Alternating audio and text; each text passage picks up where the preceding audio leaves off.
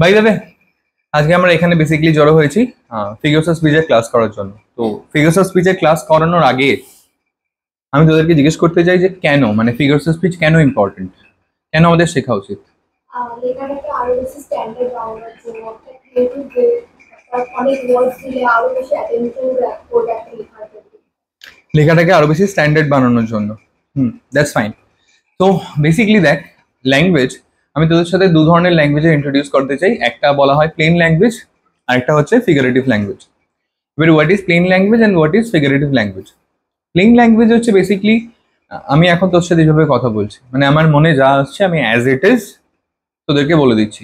So there R writers যারা এরকম ভাষায় তাদের লেখালেখি করে, and then there R poets যারা নিজেদের যে কথাটা, সেই কথাটাকে না আরো ভালোভাবে প্রস্তুত করে। এই যে নিজের যে সিম্পল কথাটা সেটাকে আরো ভালোভাবে প্রস্তুত করা, সেটা কিসের দ্বারা প্রস্তুত করা যায় না? ফিগার্স অফ স্পিচের দ্বারা। ইমাজিন কর যে তোর জন্মদিন, তো তোর জন্মদিনে তোর মা তোর জন্য 5 রকম ভাজা করেছে, তার সাথে মাছ করেছে, মাংস করেছে, তোর জন্য রান্না করেছে। এবারে তোর মা তোকে থালাটা দিল, এই থালার উপরে হাতায় করে এরকম ভাত ছিটিয়ে দিল, তারপরে ডালটা ছিটিয়ে দিল, পটল ভাজা ছুড়ে দিল, বেগুন ভাজা ছুড়ে দিল, মাছ ভাজাটা ছুড়ে দিল, মাংস খাবি তো তুই মাংসের এরকম ভাবে ছুড়ে দিল। সেইটা বেশি ভালো লাগবে, নাকি তোর মা বেশ থালাটাকে সুন্দর করে ভাতটা সাজিয়ে 5 রকমের 5টা ভাজা সাইডে দিয়ে, তারপরে এক জায়গায় ডাল, একটা বাটিতে মাছ, একটা বাটিতে চিকেন মাটন, তুই যা খাস সেটা দিল। তো তোর কি মনে হয়, খুলে দে খুলে দে, তো তোর কি মনে হয় কোনটা বেশি ভালো লাগবে? অফকোর্স, হ্যাঁ নিশ্চয়ই। তো অফকোর্স তোকে যখন সাজিয়ে দেওয়া হবে তখন তোর খাবারটা খেতে বেশি ভালো লাগবে। আমাদের ভাষার ব্যাপারটাও ঠিক এক্স্যাক্টলি তাই, যে ভাষা যখন ন্যাচারালি বলি সেটা শুনতে ভালো লাগে, কিন্তু ভাষা যদি আরো একটু সাজিয়ে বলা যায় তখন কিন্তু আরো বেশি সুন্দর লাগে। এবারে আমি ভাষা সাজিয়ে যে বলবো, তার জন্য তাহলে আমাকে কি শিখতে হবে? তার জন্য আমাকে শিখতে হবে figures of speech. Figures of speech আমাদের ভাষাটাকে সাজিয়ে বা গুছিয়ে বলতে সাহায্য করে। হ্যাঁ, এবারে এইটার একটা যদি বাস্তব উদাহরণ আমি তোদেরকে দিতে চাই। ইমাজিন যে তোরা বা আমি, ধর আমার বোনকে বলতে চাই যে আমার বোনকে দেখতে আজকে খুব সুন্দর লাগছে। তো আমি দুভাবে বলতে পারি। আই ক্যান ইদার সে যে hey Amrita you are looking beautiful, বা hey Ahana you are looking beautiful. আমি দুটো নাম নিলাম সেফ সাইডের জন্য, নাহলে পরে বলবো আমাকে সুন্দর বললো না, হ্যাঁ ওকে সুন্দর বললো। তো আমি নর্মালি বলতেই পারি hey you are looking beautiful, এর মানে তোমায় দেখতে সুন্দর লাগছে। নাও এটা শুনেও খুশি হবে, বাট সেটার জায়গায় যদি আমি ওকে বলি যে you are as beautiful as a rose, এর মানে তুমি গোলাপের মতো সুন্দর, ঠিক আছে? তো ওর কোনটাতে বেশি ভালো লাগবে? অফকোর্স আমি যখন বলছি hey you are as beautiful as a rose, ঠিক আছে? আমি ধর কাউকে বিশ্বাসঘাতক বলতে চাইছি, হ্যাঁ আমি ধর বললাম যে শি ইজ আ বিট্রেয়ার, ও বিশ্বাসঘাতক, ওর মনে আঘাত পাবে। বাট তার থেকে যদি আঘাত পাবে বেশি আমি যদি বলি যে ইউ আর আ স্নেক। আচ্ছা, এটা জাস্ট একটা এক্সাম্পল। এবারে স্নেক এটা একটা বিশ্বাসঘাতকের সিম্বল, তাহলে আমি যখন ওকে বলছি যে ইউ আর আ বিট্রেয়ার, যে তুমি একজন বিশ্বাসঘাতক, এটাতে আঘাত পাবে। কিন্তু আমি যদি বিশ্বাসঘাতকের জায়গায় বলি ইউ আর আ স্নেক, তাহলে বেশি আঘাত পাবে। তাহলে আমাদের ল্যাঙ্গুয়েজটার এফেক্টটা বেশি হবে কখন? যখন আমরা ল্যাঙ্গুয়েজটাকে একটু সাজিয়ে বলবো। এবং এইটাকেই বলা হয় রেটরিক, এবং ল্যাঙ্গুয়েজের যে গয়না এগুলো হচ্ছে এক একটা ফিগার্স অফ স্পিচ, ঠিক আছে? নাও আমরা আজকে কটা ফিগার্স অফ স্পিচ শিখবো? আমরা আজকে সব মিলিয়ে 20খানা ফিগার্স অফ স্পিচ শিখবো, যেগুলো আমাদের ক্লাস নোটস লেখার ক্ষেত্রে গুরুত্বপূর্ণ হবে, এবং আমাদের তো এমসিকিউতে আসেই।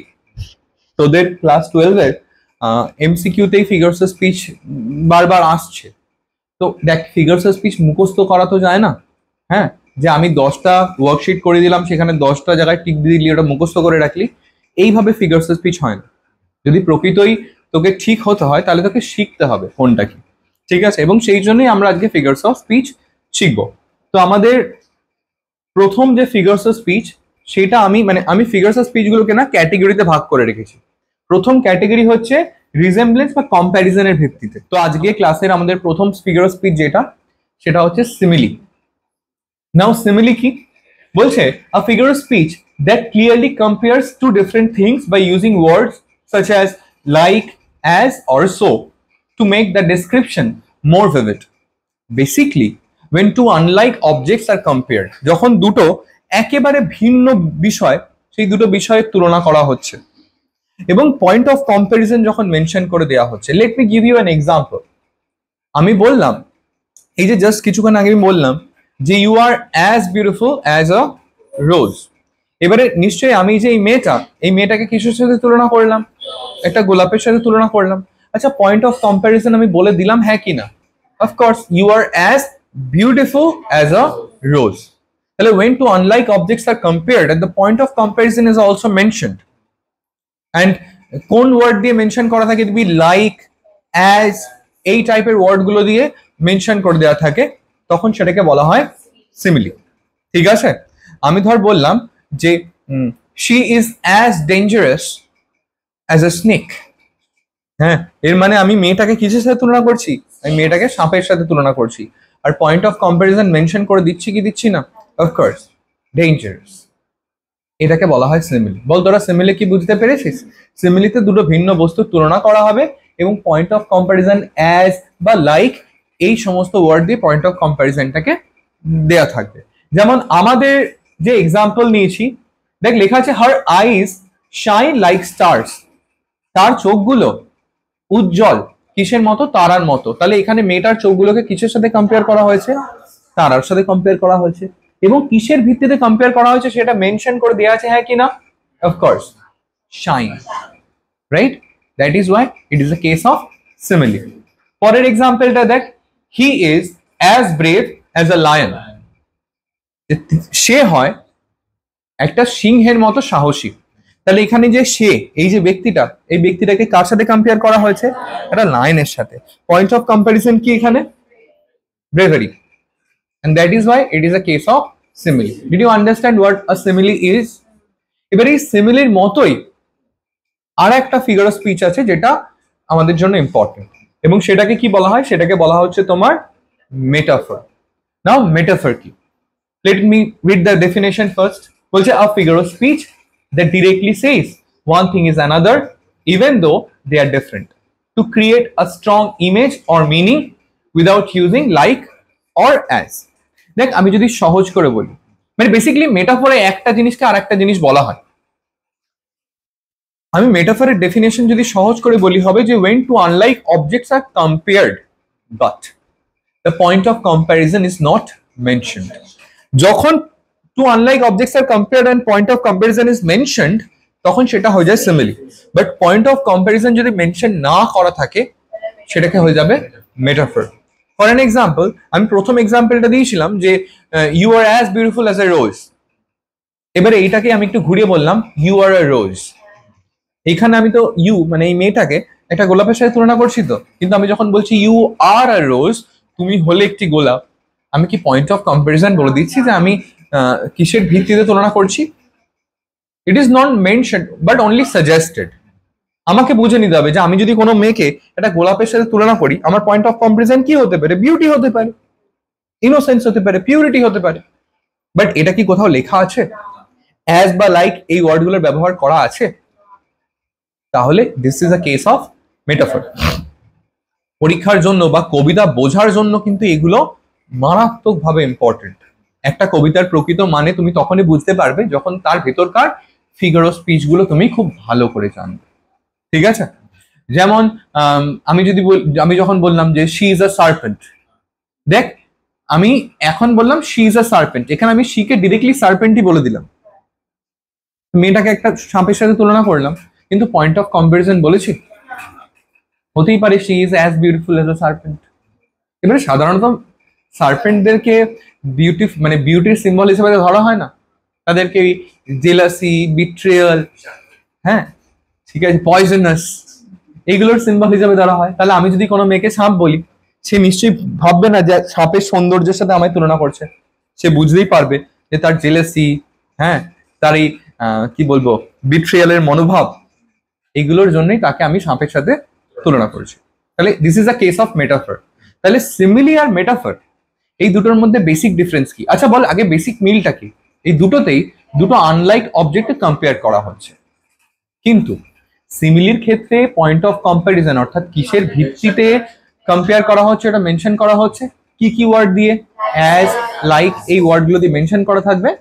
সো এবং মেটাফরে দুটো আনলাইক অবজেক্টকে কম্পেয়ার তো করা হবে, কিন্তু পয়েন্ট অফ কম্প্যারিজন মেনশন করে দেওয়া হবে না। এন্ড পয়েন্ট অফ কম্প্যারিজন যেহেতু মেনশন করে দেওয়া হবে না, সেই জন্য লাইক, অ্যাজ, শো এই ওয়ার্ডগুলো কিন্তু ব্যবহার হবে না। Let us read examples. বলছে time is a thief. Time is a thief, time মানে সময়, থিফ মানে সময় হয় একটি চোর। এখানে সময়কে কার সাথে কম্পেয়ার করা হয়েছে? এটা চোরের সাথে কম্পেয়ার করা হয়েছে, সময়কেই চোর বলা হচ্ছে, কিন্তু এই যে পয়েন্ট অফ কম্প্যারিজন কি এখানে মেনশন করে দেওয়া আছে? নেই। যেমন দ্য ক্লাসরুম ওয়াজ এ জু, যে ক্লাসরুমটা একটা চিড়িয়াখানা ছিল।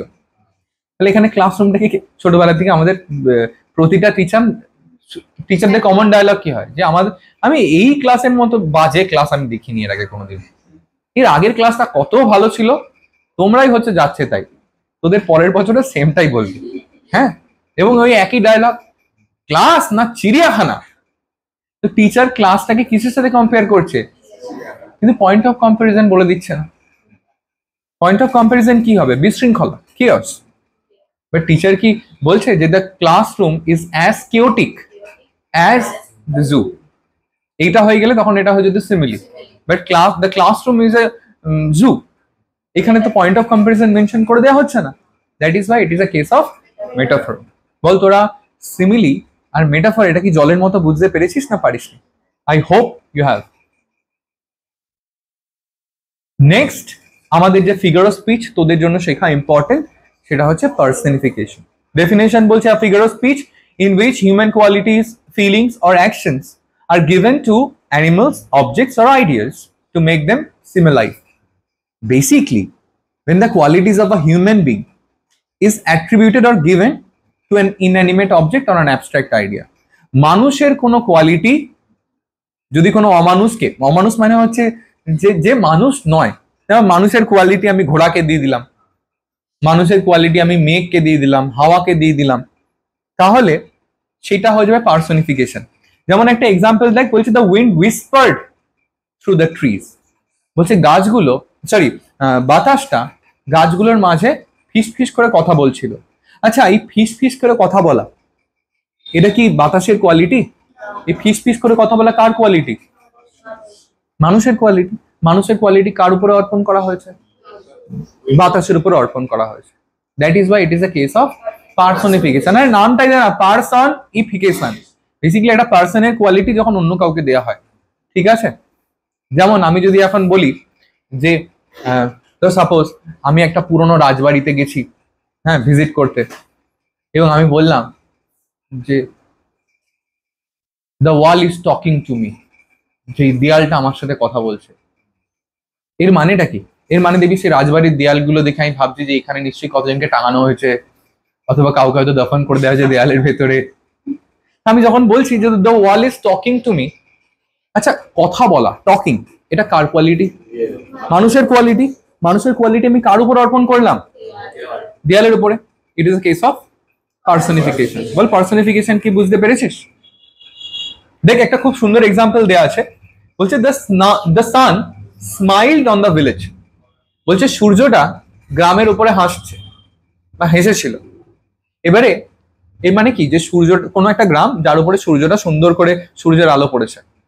তুই আমরা পঞ্চায়েত দেখি তো, হ্যাঁ, কি সুন্দর সূর্যের আলোটা একদম পঞ্চায়েত অফিসের উপর পড়ে, কত সুন্দর লাগে। তাহলে আমি বললাম যে সূর্যটা গ্রামের উপরে হাসলো। আচ্ছা, হাসার কোয়ালিটি কার? মানুষের। সেই হাসার কোয়ালিটি কার উপরে দেওয়া হয়েছে? সূর্যের উপরে দেওয়া হয়েছে। তাহলে এটা কিসের এক্সাম্পল হয়ে গেল? পার্সনিফিকেশনের এক্সাম্পল হয়ে গেল। বলো বুঝতে পেরেছো? বলছে the flowers danced in the bridge, হাওয়ায় ফুলগুলো নাচ ছিল। সেই ড্যাফোডিলস এর লাইন মনে হচ্ছে অনেকটা। আচ্ছা, এই যে নাচা, এটা কার কোয়ালিটি? এটা মানুষের কোয়ালিটি, এবং সেই কোয়ালিটিটা কার উপরে অর্পণ করা হয়েছে? ফুলের উপরে, পুষ্পার উপরে। এই জন্য এটা পার্সনিফিকেশন। বলো তোমরা বুঝতে পেরেছো?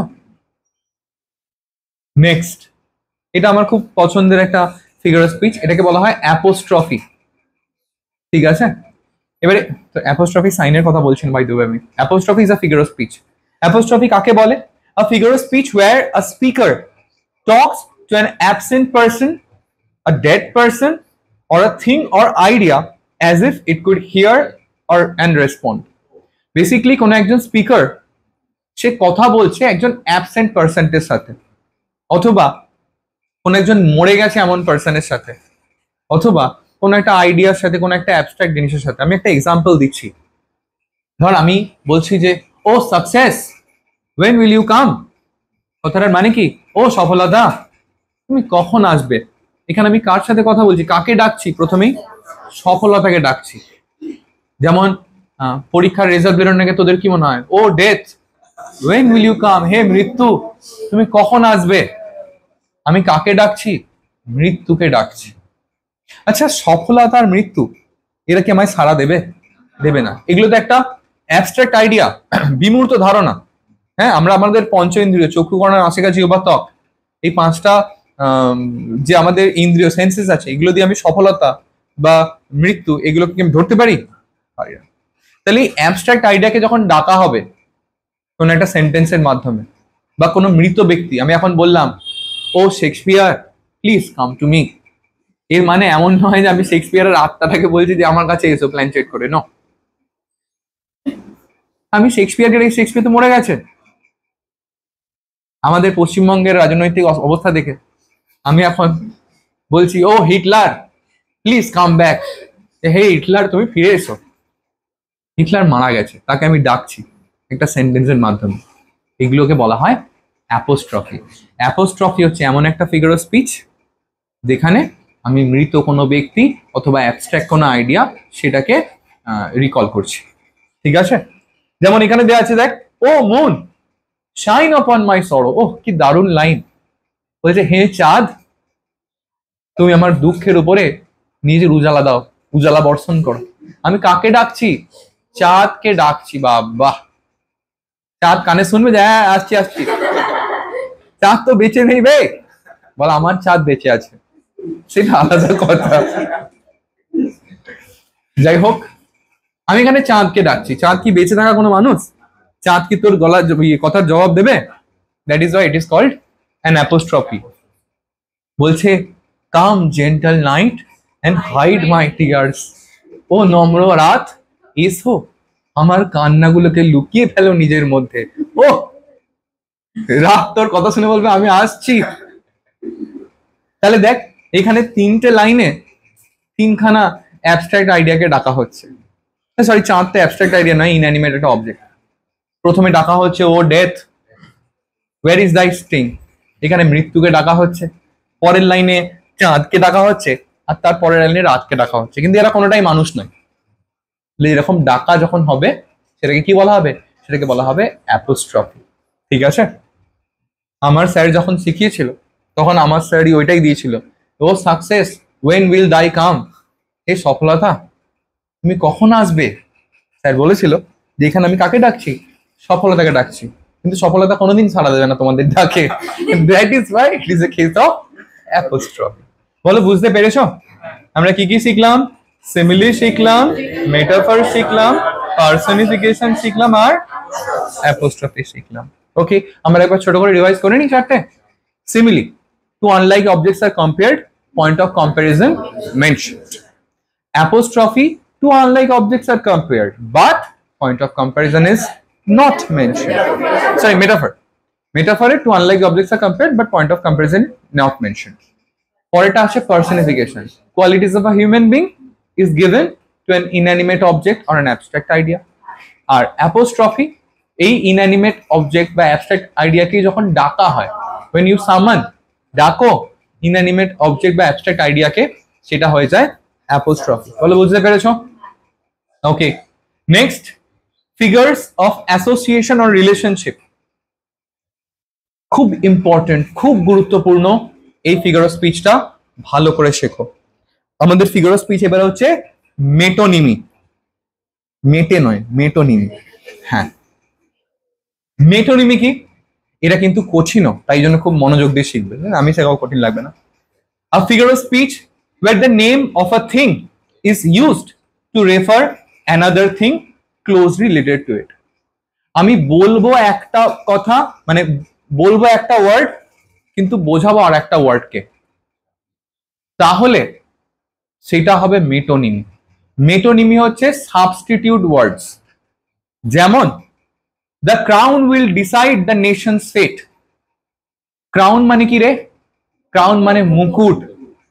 উইল ডিসাইড মানে মুকুট ঠিক করবে, দ্য নেশনস ফেট মানে দেশের ভবিষ্যৎ। মুকুট ঠিক করবে দেশের ভবিষ্যৎ।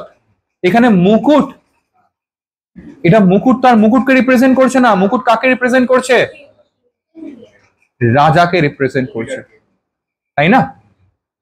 তাহলে বললাম একটা ওয়ার্ড, বোঝালাম একটা word. That is why it is a case of metonymy. বলো মেটোনিমি কি বুঝতে পেরেছো? আমি বলবো একটা ওয়ার্ড, বোঝাবো আর একটা ওয়ার্ড। সেই বাংলায় অনেক সময় বলে যে উনি তো গদিটা ছাড়তেই চাইছেন না। উনি তারা গদি কিনে নিতে পারেন, ভালো। আসলে গদি ছাড়তে চাইছেন না, এখানে গদিটা কিন্তু গদিকে বোঝাচ্ছে না, বোঝাচ্ছে পলিটিক্যাল পাওয়ারকে, হ্যাঁ কি না? পলিটিক্যাল জোকস নয় বাই দ্য ওয়ে, এটা আমি অ্যাপলিটিক্যাল একেবারে, আমি কোনো দলকে সমর্থন করি না। দেখ একটা রিয়েল লাইফ এক্সাম্পল বলছে, Hollywood makes many action films. Hollywood অনেক অ্যাকশন ফিল্ম বানায়। আচ্ছা বাই দ্য ওয়ে, হলিউড বানায় না, এটা ফিল্ম ইন্ডাস্ট্রি বানায়, which is set in Hollywood. ঠিক আছে, তাহলে বলছি হলিউড, বোঝাচ্ছি একটা ফিল্ম ইন্ডাস্ট্রিকে। It is a case of metonymy. The pen is mightier than sword. Pen সে নাকি বেশি ধারালো, কিসের থেকে?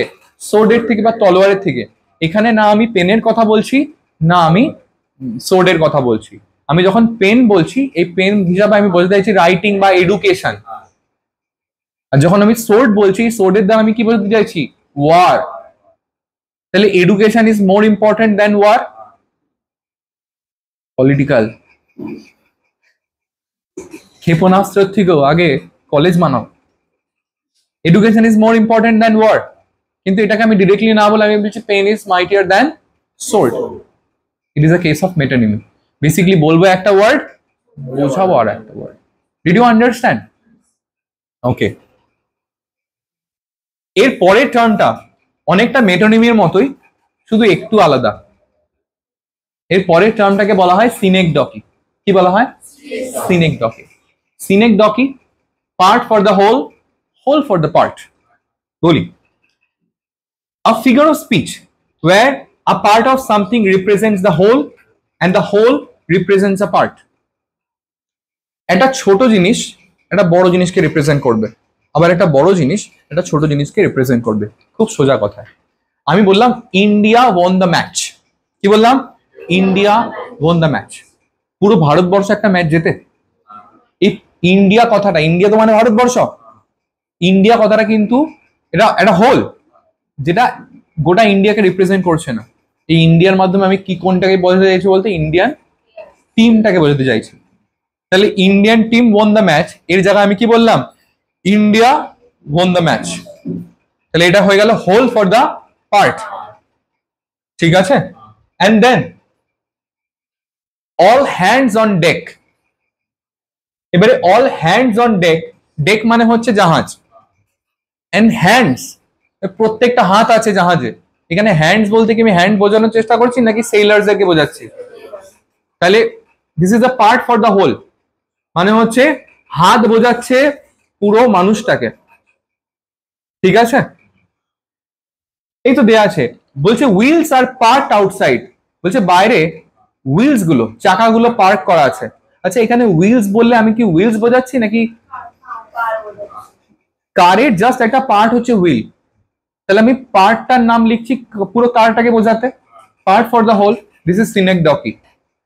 ইন্ডিয়া যখন বলছি ইন্ডিয়া ওয়ান দ্য ম্যাচ, তাহলে ইন্ডিয়ান টিমের কথা বলছি ইন্ডিয়ার দ্বারা, রাইট? তাহলে ইন্ডিয়ান টিম ইন্ডিয়ার একটা পার্ট, সেই ইন্ডিয়ার পার্টটাকে বোঝানোর জন্য আমি পুরো ইন্ডিয়ার কথা ইউজ করছি। This is whole for the part. এটাকে বলা হয় তোমার সিনেকডকি। তাহলে মেটোনিমি আর সিনেকডকি যদিও অনেকটা একরকম, তবুও আলাদা। মেটোনিমে কি করা হয়, একটা ডিফারেন্ট ওয়ার্ড ইউজ করা হয় রিলেটেবল অন্য কিছু বোঝানোর জন্য। ক্রাউন ইউজ করা হচ্ছে রাজাকে বোঝানোর জন্য। ঠিক আছে? আর মেটোনিমিতে একটা স্পেসিফিক ওই জিনিসটারই একটা স্পেসিফিক পার্টকে বোঝানো হচ্ছে পুরো জিনিসটাকে বোঝানোর জন্য। For example, wheels are used for car. The wheels are part of the car. Hands are used for men. ঠিক আছে, যে মানুষকে বোঝানোর জন্য হ্যান্ডস ইউজ করা হচ্ছে। ঠিক আছে, এই আমরা বলি না পার হেড এত টাকা করে লাগবে, পার হেড 300 টাকা করে লাগবে, মানে প্রতিটা মাথা যাবে, বডিটা যাবে না। তাহলে এই পুরো বডিটাকে বা পুরো মানুষটাকে আমি রিপ্রেজেন্ট করছি কি দিয়ে, তার মাথা দিয়ে। This is the case of synecdoche. তাহলে এরপর থেকে যদি বলে যে per head it will require 100 rupees, তুই বলবি it is a case of synecdoche, because the head will not go, the entire body will go, part for the whole হয়ে গেল তো ব্যাপারটা। That is why it is a case of synecdoche. বলো বুঝতে পেরেছো synecdoche কি? Transferred epithet. আচ্ছা, এটা আমার খুব মজার লাগে। এপিথেট কথাটার মানে কেউ বলতে পারবে? ছোটবেলা থেকে এত গ্রামার করেছিস না দেখে। এপিথেট, এপিথেট কথাটার মানে হচ্ছে অ্যাডজেক্টিভ। ঠিক আছে, ট্রান্সফার এপিথেট মানে অ্যাডজেক্টিভের যেখানে বসা উচিত ছিল সেখানে না বসে অ্যাডজেক্টিভ অন্য কোথাও বসেছে। Let me read the definition for you. A figure of speech where a descriptive word or phrase is transferred from the object it actually describes to another related object. Basically, transferred epithet কি হয়, adjective যেখানে বসা উচিত ছিল সেখানে না বসিয়ে অন্য জায়গায় অ্যাডজেক্টিভটা বসানো হয়েছে। এটা খুব এক্সাম্পল খুব ভালো দিচ্ছি। আমি বললাম I was passing sleepless nights. কি বললাম? I was passing sleepless nights, মানে আমি কাটাচ্ছিলাম নিদ্রাহীন রাত। স্লিপলেসটা অ্যাডজেক্টিভ, কিন্তু রাতটা স্লিপলেস না আমি স্লিপলেস? আমি স্লিপলেস। তাহলে হতো যে sleepless I was passing the nights. তাহলে স্লিপলেস কাকে বিলং করে? আমাকে বিলং করে, কিন্তু সেটাকে আমি বসিয়েছি সেটাকে ট্রান্সফার্ড এপিথেট। এপিথেটের যেখানে মানে অ্যাডজেক্টিভের যেখানে বসা উচিত ছিল সেখানে না বসিয়ে যদি অ্যাডজেক্টিভটা ওই লাইনেরই অন্য কোনো অবজেক্টের আগে বসায়, that is called transferred epithet. Other examples, she gave me a cold look. সে আমায় নির্মম দৃষ্টিতে দেখলো। আচ্ছা, এই যে নির্মম, দৃষ্টি নির্মম নয়, কে নির্মম? মানুষটা নির্মম। তাহলে হতো cold she gave me a look, সেটা কি হয়ে গেল? She gave me a cold look. তাহলে এই কোল্ড নামক যে অ্যাডজেক্টিভটা এইটা বিলং করে শীতে, এটা লুকের আগে বসিয়েছি। That is why it is the case of transferred epithet. আচ্ছা, আর একটা example, he spent a happy day, সে কাটালো একটা সুখী দিন। এবারে তুই বল এখানে অ্যাডজেক্টিভ কে? হ্যাপি। কে হ্যাপি? সে হ্যাপি। তাহলে happy he spent a day, সেখানে এই হ্যাপিটাকে হি এর আগে না বসিয়ে কার আগে বসানো হচ্ছে? That's why it is the case of transferred epithet. Did you understand? Okay, figures of speech based on contrast. Contrast কথাটা মানে বিপরীত ভাব। প্রথম figure of speech antithesis. Thesis মানে আইডিয়া, অ্যান্টি মানে different. So when two contradictory ideas are set against each other, for the sake of emphasis, it is called antithesis. পড়া যাক। A figure of speech in which two opposite or contrasting ideas are placed side by side in a balanced way to highlight their differences. যখন দুটো পুরোপুরি contradictory আইডিয়াকে পাশাপাশি বসানো হয় যাতে একটার উপরে জোর দেওয়া হয়। ছোটবেলায় তোরা ওই ফার্মার আর সানসের গল্প পড়েছিস? কৃষক আর তার ছেলেপুলে, ওই গল্পের মরালটা মনে আছে? কি মরাল ছিল বলতো? United we stand, divided we fall. মানে একদায় বল, মানে আমরা যখন এক এক থাকবো তখন আমরা শক্তিশালী হব, আমরা যখন আলাদা হয়ে যাব তখন আমরা দুর্বল হয়ে যাব। একটা কথা বলতো, এই মরালটা শুধুমাত্র এটাই হতে পারতো, ইউনাইটেড উই স্ট্যান্ড হতে পারতো তো? এইটাই তো বোঝানোর চেষ্টা করেছে যে একতাই বল। তাহলে ডিভাইডেড উই ফল এটা কেন ইউজ করা হয়েছে? তারপরে united we stand, divided we fall এই জন্যই ব্যবহার করা হয়েছে যাতে ইউনাইটেড উই স্ট্যান্ডটার উপর আমরা জোর দিতে পারি। যেমন কি আমায় বললো যে স্যার ডিসিপ্লিনের গুরুত্ব কি? বললাম ডিসিপ্লিন থাকলে মানুষ হবে, না থাকলে অমানুষ হবে। আচ্ছা, আমি ডিসিপ্লিন থাকলে মানুষ হবে বলেই তো দাঁড়িয়ে দিয়ে দিতে পারতাম। তাহলে ডিসিপ্লিন থাকলে মানুষ হবে, না থাকলে অমানুষ হবে। এই না থাকলে অমানুষ হবে একটা অপোজিট কন্ট্রাডিক্টরি আইডিয়া কেন এটার পাশে বসালাম? যাতে ডিসিপ্লিন থাকলে মানুষ হবে এটার উপরে বেশি জোর দেয়া যায়। That is why it is a case of antithesis.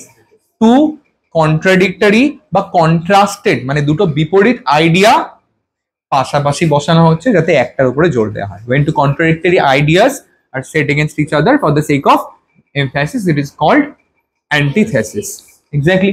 যেমন speech is silver but silence is golden বা গোল্ড। বলছে স্পিচ ইজ সিলভার মানে বলা, বলছে বলাটা হলো রূপো কিন্তু সোনাটা হলো সোনা, চুপ থাকাটা হলো সোনা। সাইলেন্স মানে চুপ থাকা। এটার মানে কি? এটা কি বোঝাতে চেয়েছে? যে শোনো, বলার থেকেও বেশি গুরুত্বপূর্ণ কি, কিছু মানুষ আছে দেখবি সারাক্ষণ বক বকই করে, কারোরটা শোনে না। বাট যদি নিজের পার্সোনালিটিকে ভালো করে বিল্ড করতে হয় তাহলে আমাদেরকে we have to cultivate the art of listening, we have to cultivate the art of keeping yourself in silence. নিজেকে চুপ রাখতে হবে। এই মুখের সামনে আঙুলটা দিয়ে, এটা অনেক বড় একটা গুণ, একটা মহৎ গুণ। ঠিক আছে? একজন বিখ্যাত দার্শনিক বলেছিলেন যে তুমি যখন বলো, কথা বলো, তখন তুমি শুধু সেটাই বলো যেটা তুমি জানো, আর তুমি যখন মুখটা বন্ধ রাখো তখন তুমি সেটা শোনো যেটা তুমি জানো না। হ্যাঁ কি না? তো এই যে মুখ বন্ধ রাখা, চুপ থাকা, এটা মহৎ গুণ। এটাকে বোঝাচ্ছে কিভাবে? প্রথমে বলছে স্পিচ ইজ সিলভার, বলাটা ভালো, silence is gold or golden, শোনাটা বা চুপ থাকাটা আরো বেশি ভালো। তাহলে এই চুপ থাকাটা আরো বেশি ভালো, এইটাকে যখন জোর দিচ্ছে তার আগে এর অপোজিট যে আইডিয়াটা সেটাকে দেয়া হচ্ছে। That is why it is a case of antithesis. ঠিক আছে? আরো এক্সাম্পল দেখ, ক্ষমা করা মহৎ গুণ। এটাকে বলছি কিভাবে? বলছি টু এরর ইজ হিউম্যান, ভুল করা মানুষের quality, to forgive is divine. কিন্তু ক্ষমা করা এটা একটা ঐশ্বরিক কোয়ালিটি। তাহলে আমাকে কাউকে বোঝাতে হবে, শোনো ক্ষমা করা হচ্ছে ঐশ্বরিক কোয়ালিটি, ক্ষমা করে দেবো। এটা কিভাবে বোঝাবো? প্রথমে ক্ষমা না করলে সেটা কি সেটা বোঝাতে হবে। অর্থাৎ দুটো অপোজিট আইডিয়াকে পাশাপাশি রেখে দেখাতে হবে কোনটা ভালো, তবে সেটার উপর জোর করবে। তাই জন্য প্রথমে বলছি টু এরর ইজ হিউম্যান, দেখো ভুল করা মানুষের quality, to forgive is divine. Two contrasted ideas they are placed against each other, শুধুমাত্র এটার উপর এমফাসিস দেওয়ার জন্য বা জোর দেওয়ার জন্য যে forgiveness is a divine quality. Did you understand? পরের টার্মটা তোদের জন্য প্রচন্ড ইউজ করতে পারি আমি, আমার স্যার আমার জন্য ইউজ করতো। আমাকে বলতো Malyaban you are regularly irregular. when two contrasted words are set against each other for the sake of emphasis. এতক্ষণ বললাম when two contrasted ideas, দুটো বিপরীতমুখী ধারণা পাশাপাশি বসানো হচ্ছে একটার উপরে জোর দেওয়ার জন্য। এবারে বিপরীতমুখী ধারণা নয়, দুটো বিপরীত শব্দ পাশাপাশি বসানো হচ্ছে একটার উপরে জোর দেওয়ার জন্য। এটাকে বলা হয় তোমার অক্সিমোরন। ঠিক আছে? Did you understand morons? A figure of speech where two words with opposite meanings are placed together to create an unusual or striking effect. Example: deafening silence. Deafening silence কথার মানে হচ্ছে কালা করে দেওয়ার মতো নিস্তব্ধতা। ডেফেনিং মানে, ডেফেনিং তো সাধারণত খুব জোরে আওয়াজ হলে বলি যে কালা হয়ে যাবে, তাহলে কালা করে দেওয়ার মতো নিস্তব্ধতা, এটা কোনটায় জোর দিচ্ছে বলতো? সাইলেন্সের উপরে জোর দিচ্ছে। আচ্ছা, এখানে একটা এক্সাম্পল আছে লিভিং ডেড। হ্যাঁ, এবারে লিভিং মানে জীবিত মানুষ, আর ডেড মানে, তাহলে লিভিং ডেড কথাটা মানে কি? মানে হচ্ছে এই আমাদের মতো মরার মতো বেঁচে আছি, উঠছি, খাচ্ছি, পড়ছি, ঘুমাচ্ছি, লিভিং ডেড। ঠিক আছে, বলছে সুইট সরো। সরো মানে কি ভাই? দুঃখ, তার আগে বসাচ্ছে মিষ্টি, মিষ্টি দুঃখ। বাবা, কোনোদিন পেয়েছো? Sweet sorrow, sweet pain, you will realize in life. আমি বেশি এক্সপ্লেন করলাম না, হ্যাঁ, সুইট সরো, এটা তোরা বাস্তবে ফিল করবে। এর পরের টার্মটা হচ্ছে আমাদের আয়রনি। আয়রন, তার সাথে একটা ওয়াই, আয়রন। আয়রনি আমার ভীষণ ফেভারিট টার্ম এবং আমি প্রচুর ইউজ করে থাকি। যখন আমি বলে থাকি that you are so intelligent, কেউ পরীক্ষা নিয়েছি 20-তে, সে পেয়েছে 5, আমি বললাম ইউ আর সো ইন্টেলিজেন্ট। আচ্ছা, আমি কি তাকে বলতে চাই যে সে খুব ইন্টেলিজেন্ট? এটাকে বলা হয় verbal irony. I am verbal irony. I am saying something meaning the opposite. বলছি এক, বোঝাচ্ছি আলাদা। যেমন ধর আমার, ধর কথার কথা, আমি বলছি না এরকম বাস্তব হয়েছে, তো 12টা থেকে পড়া, তো আমার কোনো একজন স্টুডেন্ট সে 12:20 এসেছে হেলথে দুলতে, বলছি মে আই কাম ইন। আমি এখন ঘড়িটা দেখে বলতে পারতাম, আরে ইউ আর সো পাংচুয়াল, তোমার দারুণ সময় জ্ঞান। আমি কি তাকে এটা বলতে চাইলাম? আমি বলতে চাইলাম that you are so late, কিন্তু এটা সবসময় এভাবে বলা উচিত, অপোজিটটা বলা উচিত।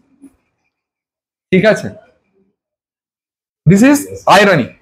ডেফিনেশনটা পড়ি, a figure of speech in which what is said is the opposite of what is meant, often to be funny, sarcastic or critical. Basically বলবো এক, বোঝাবো এক। ঠিক আছে, যে আমার সব থেকে ইনডিসিপ্লিন স্টুডেন্ট, তাকে বলবো you are the most discipline student I have ever come across. তুমি আমার জীবনের সব থেকে শৃঙ্খলাবদ্ধ ছাত্র আমি যত দেখেছি। তাতে সে বুঝে যাবে, এই যে কেউ লেট করে এসছে, আমি তখন যাকে বললাম যে ইউ আর সো পাংচুয়াল, ওর হাত দিয়ে ক্লিপে ছুটে গেল, কারণ শি কুড আন্ডারস্ট্যান্ড যে আমি বলছি যেটা, আমি কিন্তু মিন সেটা। ঠিক আছে, আমি যখন উচ্চ মাধ্যমিকের আগে টাকলা হয়ে বাড়ি এসেছিলাম, আমার মা বলেছিল আরে কি হ্যান্ডসাম লাগছে। আমি বুঝতে পেরেছিলাম মায়ের এই কটাক্ষটা। তখন জানতাম না ভার্বাল আইরনি কাকে বলে, তাহলে বলতাম ভার্বাল আইরনি। রাস্তায় কোনোদিন আটকে গেছিস গাড়িতে বা বাইকে, লাভলি ট্রাফিক, ও এক্সিলেন্ট ট্রাফিক, ভার্বাল আইরনি। ঠিক আছে, যখন তুই এইটা আমি কার নাম দেবো, mister the great most dedicated student mister olive Das মাঝে মাঝে এত অসাধারণ কাজ করে কল্পনার বাইরে। এই অলিভ, তুষার এক্সিলেন্ট কাজ করে। One day I was teaching, তো আমার স্টুডেন্টরা বললো যে দাদা এটা একটা ভিডিও করে রাখি। আমি ভিডিও করে রাখবি? ঠিক আছে, আমি চুলটা বা আছে এলাম যে I should look good at least in the video, যদি ন্যাচারালি নাও হয়। তো নর্মালি যে কবিতাটা 30 মিনিটে শেষ হয়ে যেত, আমি ভাবলাম সবাই দেখবে, আমি আরো বুঝেছি আরো 1 ঘন্টার কবিতা পড়েছি। ওরে বাপ, ভালো কথা।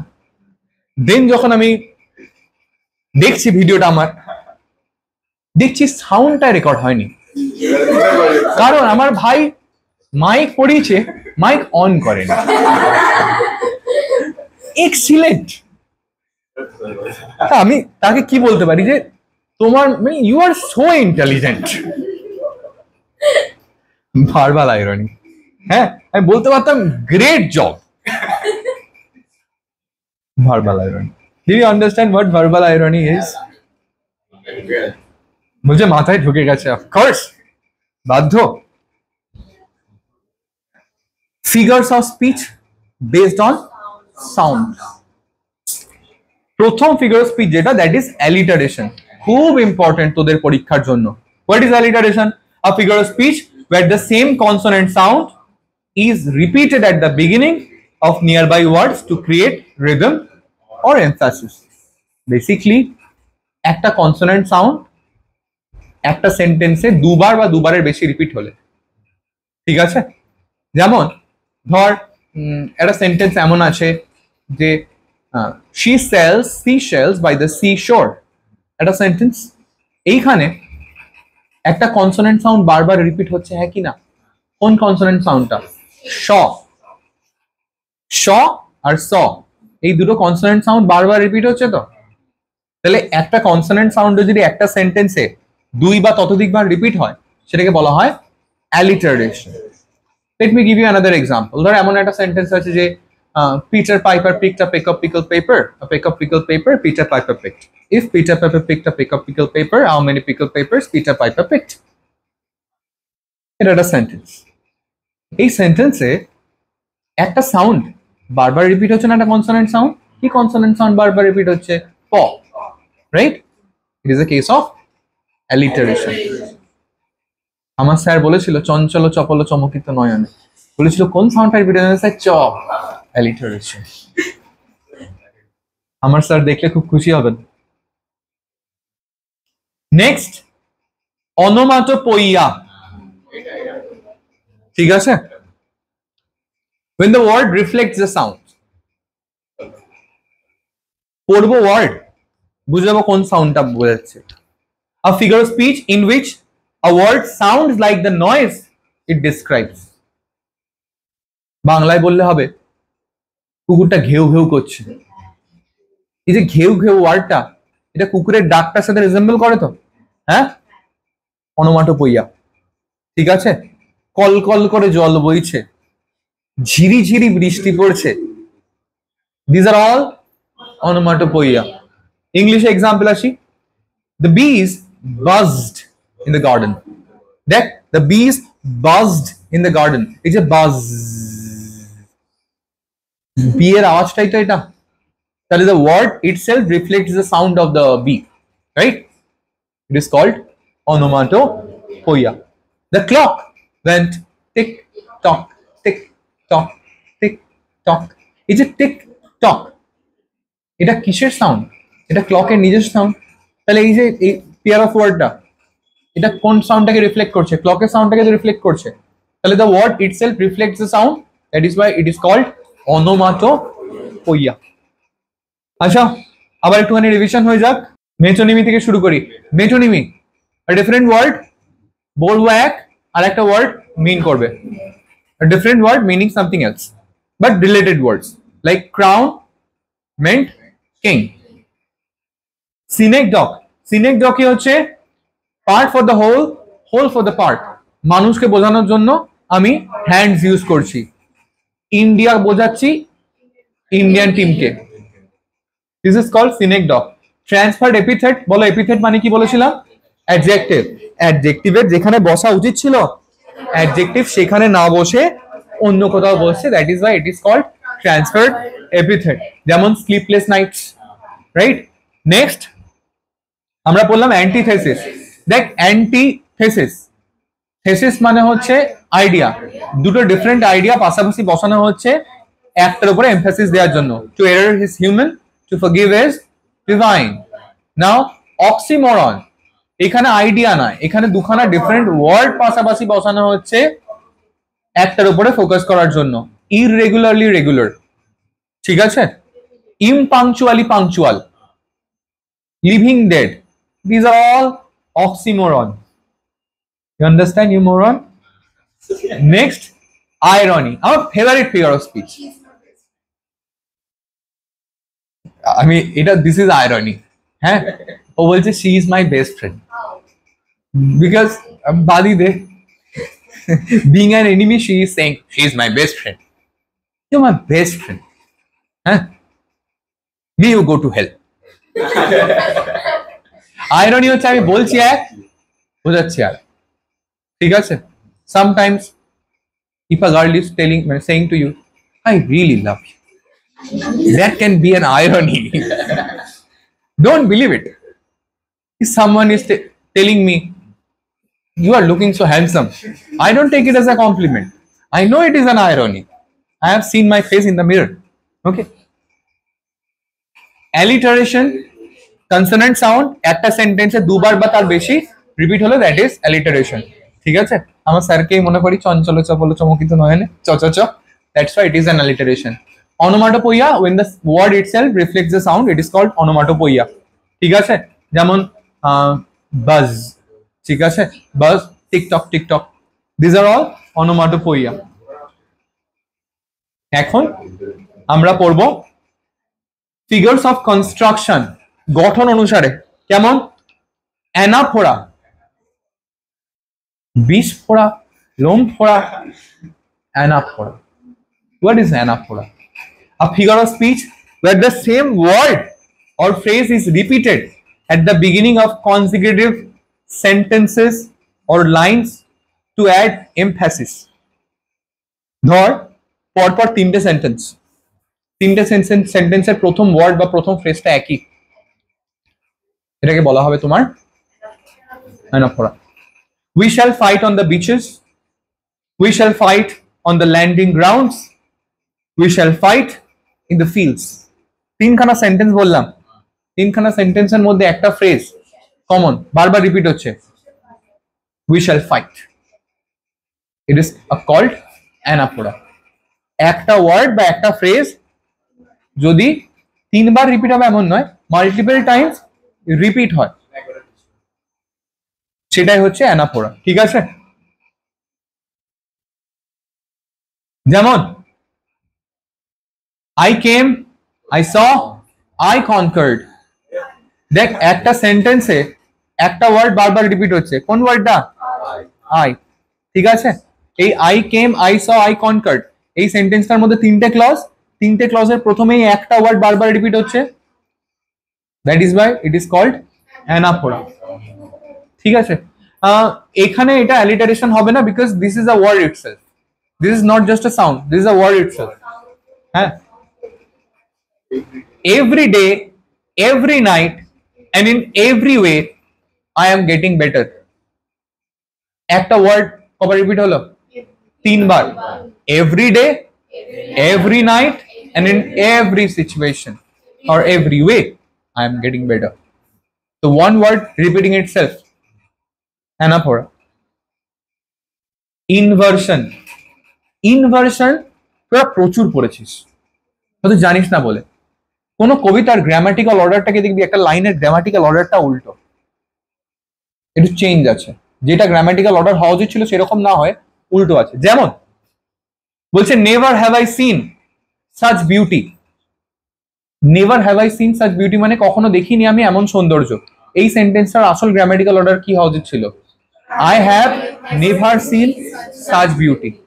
কিন্তু কবিরা কি করতে পারে? আমরা করলে পরীক্ষা কেটে দেবে, তুই পরীক্ষা এরকম অ্যান্সার লিখে রাখবি, ব্যাস হরি বল।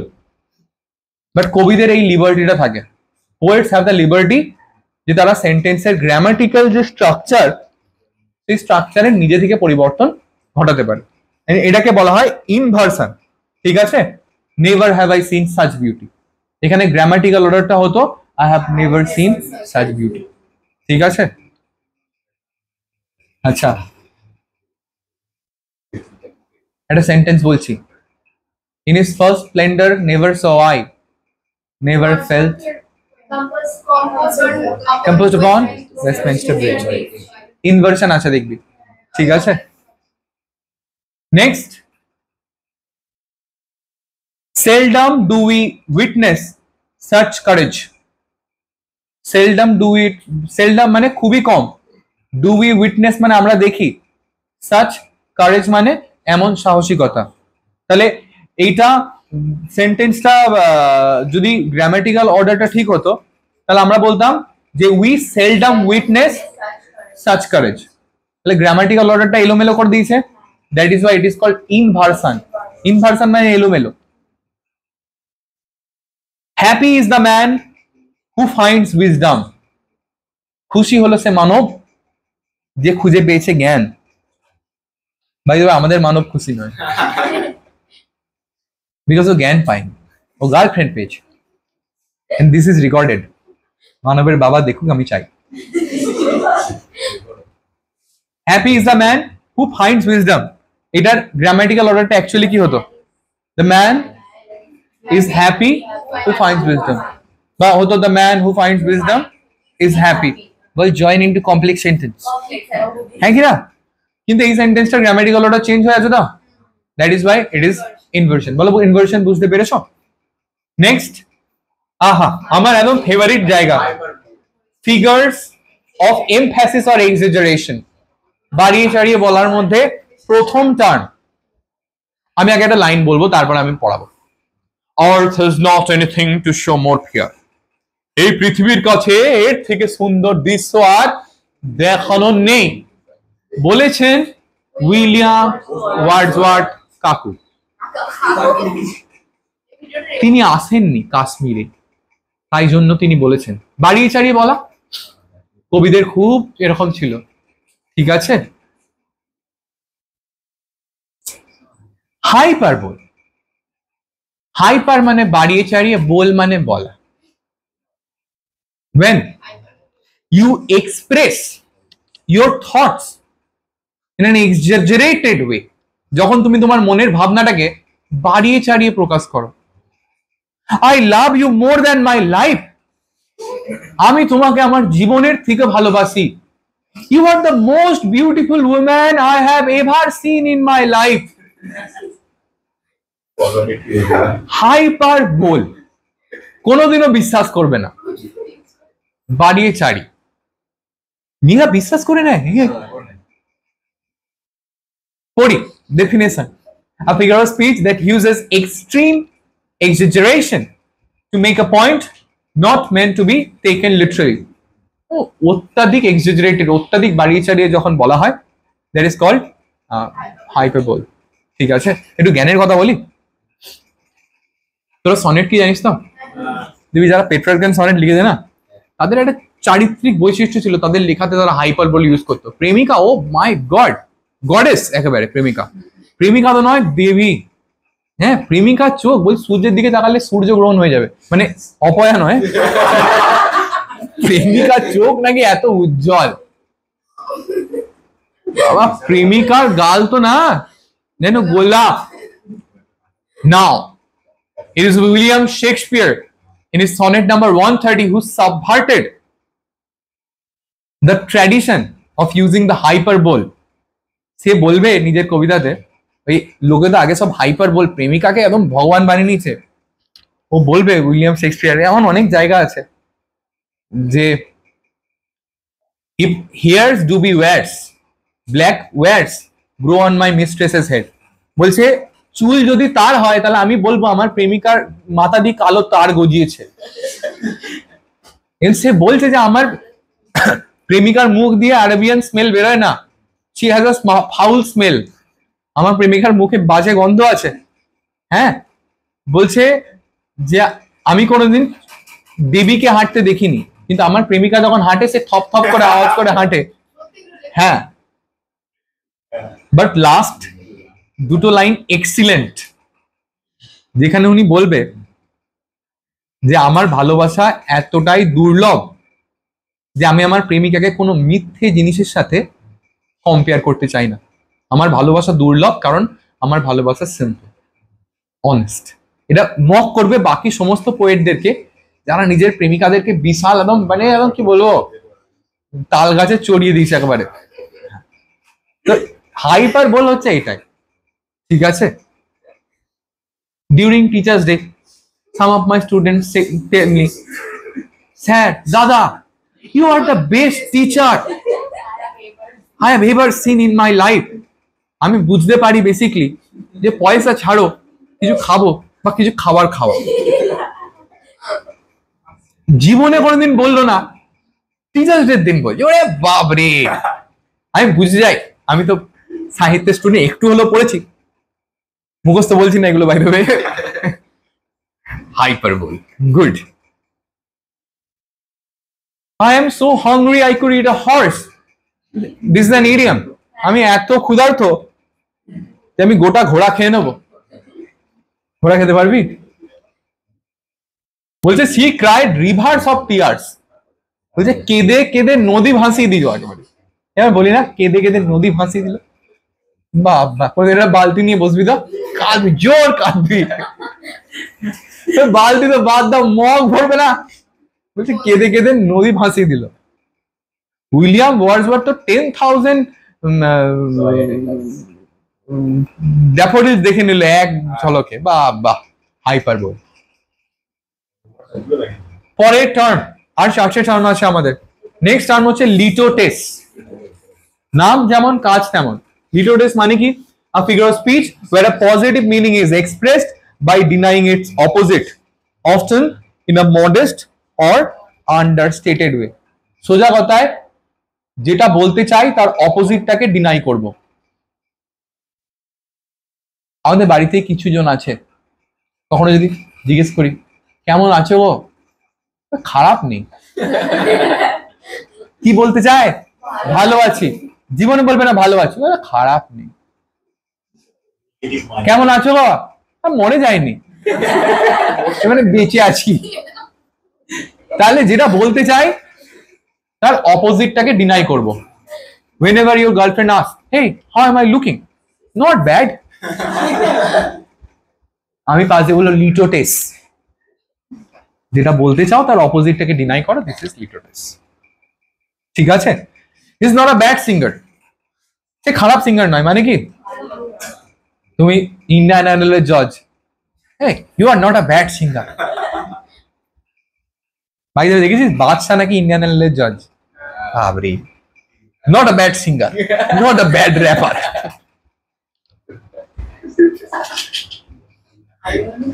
নেক্সট বলছে আয়রনি। তুমি শিখে গেছো, গুড। ক্লাইম্যাক্স সিনেমায় দেখেছি। ক্লাইম্যাক্সের সিম্পল সংজ্ঞা হবে when the ideas are arranged in an ascending order of importance, it is called climax. Basically কতগুলো আইডিয়া একটা সেন্টেন্সের মধ্যে, যেখানে প্রথম আইডিয়াটা একটু কম ইম্পর্টেন্ট, তারপরের আইডিয়াটা একটু বেশি ইম্পর্টেন্ট, তারপরের আইডিয়াটা আরো বেশি ইম্পর্টেন্ট। তো কম ইম্পর্টেন্ট থেকে বেশি ইম্পর্টেন্ট আইডিয়াগুলোকে যখন পাশাপাশি সাজানো হয় কম থেকে বেশি, তখন সেটাকে বলা হয় ক্লাইম্যাক্স। একটুখানি পড়ি। A figure of speech in which ideas or events are arranged from the least important to the most important to create rising intensity. যেমন he came, he saw, he conquered. কি বলে স্যার অ্যানাফোরা অ্যানাফোরা? আরে হ্যাঁ, হি আছে, good. But he came, সে এলো, important. he saw, সে দেখলো, আরো important. he conquered, সে জয় করে নিল, আরো ইম্পর্টেন্ট। তাহলে একটা সেন্টেন্সে কটা আইডিয়া আছে? 3টে আইডিয়া। এবং আইডিয়াগুলো কিভাবে অ্যারেঞ্জ করা আছে? প্রথমে এটা কম ইম্পর্টেন্ট, তারপর এটা বেশি, তারপর এটা আরো বেশি। This is called climax. বলো বুঝতে পেরেছো? ফার্স্ট, ইয়েস, কি করে বুঝবি কোনটা ইম্পর্টেন্ট? বলছি, লেট মি থিঙ্ক। আচ্ছা, এখানে একটা এক্সাম্পল দেখি না। ফার্স্ট উই ওয়ার্কড, আমরা প্রথমে কাজ করলাম। দেন উই ফট, তারপর আমরা লড়াই করলাম। দেন উই ওন, তারপর আমরা জয় লাভ করলাম। তোর বল কোনটা বেশি ইম্পর্টেন্ট মনে হচ্ছে? সব থেকে বেশি ইম্পর্টেন্ট কোনটা? জয় লাভ করাটা লাস্টে। তার থেকে একটু লেস ইম্পর্টেন্ট হচ্ছে যুদ্ধ করাটা মাঝখানে। আর তার থেকে কম ইম্পর্টেন্ট হচ্ছে কাজ করাটা, সেটা প্রথমে। তাহলে প্রথমে উই ওয়ার্ক, ঠিক আছে, ইম্পর্টেন্ট। উই ফট, মোর ইম্পর্টেন্ট। তার থেকেও বেশি important we won. This is climax. ঠিক আছে? এখন তোরা বলবি sir I ate fuchka, I ate momo, and I ate biryani. Climax. Fuchka is important. Momo is more important. Biryani is very important. Climax. এটারই anti climax কি হবে? I ate biryani, I ate momo, I ate fuchka, I ate pan masala. When the ideas are arranged in a descending order of importance, it is called anti-climax. Climax এর থেকে উল্টো exactly. ঠিক আছে? In the flood, she lost her husband, her pet dog and her handkerchief. একটা বন্যায় ও হারিয়েছে ওর husband, তারপরে ওর পোষা কুকুর আর ওর হ্যান্ডকারচিফ। কোনটা বেশি ইম্পর্টেন্ট? বলবে স্যার হ্যান্ডকারচিফ, তারপরে কুকুর, লাস্টে হাজবেন্ড। অ্যান্টি ক্লাইম্যাক্সে প্রথম আইডিয়াটা বেশি ইম্পর্টেন্ট, তারপরে এটা একটু কম, তারপরে এটা একটু কম। আমি যখন বললাম in the flood she lost her husband, most important, then her pet dog, medium important, and her handkerchief, सबसे कम important. This is called anticlimax. Let us read what is an anticlimax. Anticlimax के बोला है bathos, ठीक है? A figure of speech where ideas are arranged from important to trivial, creating a sudden drop in seriousness, often for humor. প্রথমে important আর লাস্টে trivial, মানে যেগুলো not important, এইভাবে সাজানো হবে আইডিয়াগুলোকে, ঠিক আছে? He lost his family, his job and his pen. কোনটা বেশি ইম্পর্টেন্ট? ফ্যামিলি প্রথমে, হিজ জব, ঠিক আছে, then his pen. This is called anti climax বা ব্যাথোজ। বলো, মনে থাকবে? ওকে। I am living for God, for country and for ice cream. আমি এই জীবনটা বাঁচছি প্রথমে কার জন্য? ঈশ্বরের জন্য, দেশের জন্য, আর আইসক্রিমের জন্য। শাহরুখ খান চাক দিয়ে ইন্ডিয়াতে এই ডায়লগটা দিয়েছিল, पहले खेलो देश के लिए, फिर अपने स्टेट के लिए, फिर अगर कुछ बच जाए तो खुद के लिए। अरे बाप रे, एंटी क्लाइमैक्स। এই ফিগার অফ স্পিচ শেখার পরেরটা ফিগার্স, লাস্ট দুটো, last but not the least, figures of imagination or novelty. Euphemism কিছু মানুষের মধ্যে একেবারে নেই, আমাদের মধ্যে ভরে ভরে আছে। Euphemism, when a harsh reality is expressed in a pleasant way, সেটাকে বলা হয় euphemism. একটু সহজ করে বলি,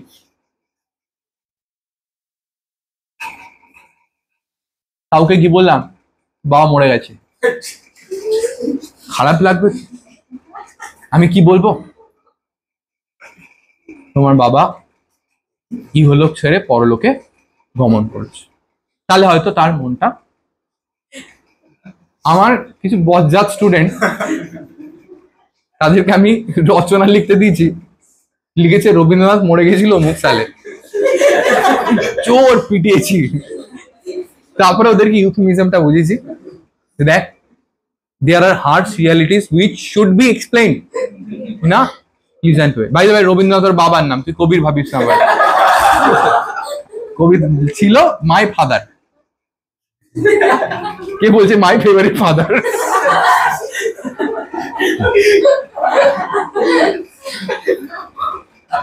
A figure of speech where a mild or polite expression is used instead of a harsh or unpleasant one.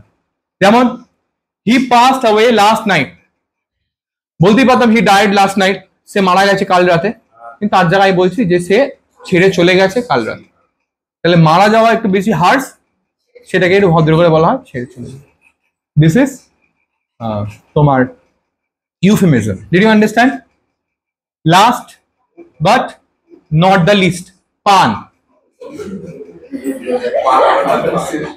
Banarasi পান। দেখ লাস্টে খাওয়াই যেমন লাস্টে পান, আমাদের পড়ার লাস্টেও পান। This is not poon, this is pan.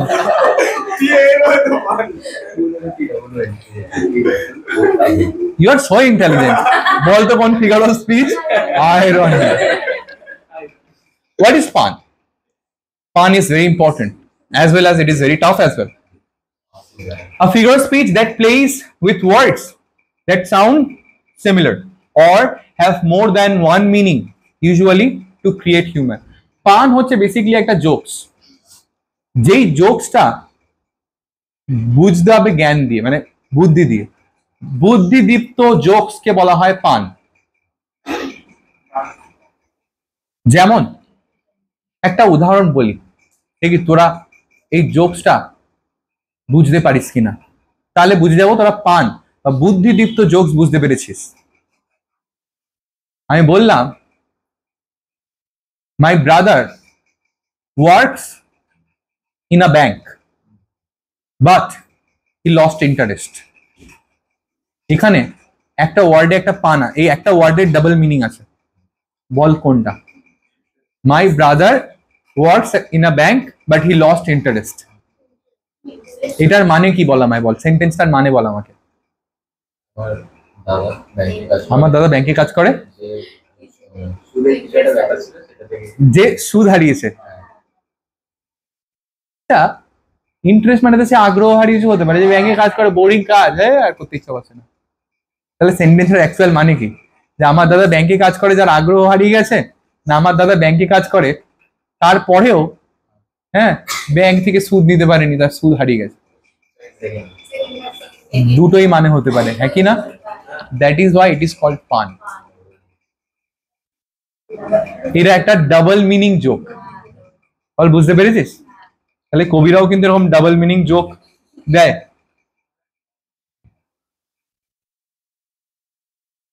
পর কি লেখা আছে?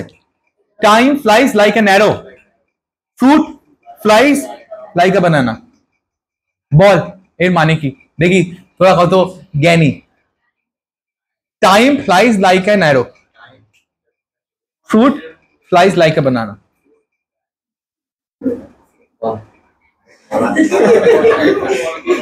এবারে বল, এ বলছে যে সময় ওড়ে তীরের মতো, fruit flies like a banana মানে ফল ওড়ে কলার মতো, একই না? সবাই এটাই বুঝবে না? আচ্ছা ফার্স্ট হাফটা ঠিক, time flies like an arrow মানে যে সময় ওড়ে তীরের মতো, কিন্তু পরের যে পার্টটা এখানে ফ্রুট ফ্লাই, এই ফ্রুট ফ্লাইজ এটা একটা পোকার নাম। সে কি খেতে ভালোবাসে? সে কলা খেতে ভালোবাসে, ঠিক আছে? সে কলার উপরে বসে। তাহলে ফ্রুট ফ্লাইজ লাইক আ বানানা এর মানে অমুক পোকাটা সে কলা ভালোবাসে, ঠিক আছে? তাহলে এইখানে কোন ওয়ার্ড দুটায় পান আছে? ফ্রুট ফ্লাইজে পান আছে, যেখানে আমরা বুঝবো যে ফল ওড়ে, এখানে ফল ওড়ে নয়, এটা ফ্রুট ফ্লাইজ কিসের নাম? একটা। That is why it is called pun. Pun is a double meaning joke. বল আজকে যে 20খানা আমি ফিগার অফ স্পিচ বোঝালাম, তোরা সেই ফিগার অফ স্পিচ বুঝতে পেরেছিস?